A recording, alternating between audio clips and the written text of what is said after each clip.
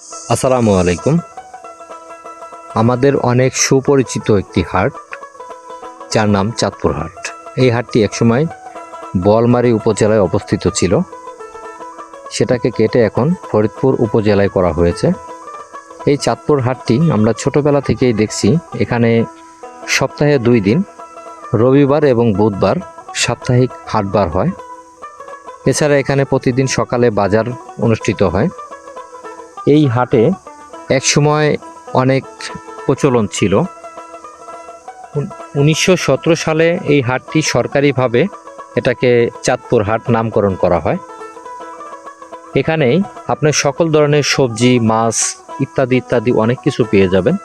এই হাট বাজারের আশপাশের জনগণই, এই এলাকার যারা কৃষি কাজ করে, তাদের নিজের হাতের ফলানো ফসলগুলাই এই চাঁদপুর হাটে বিক্রি হয়।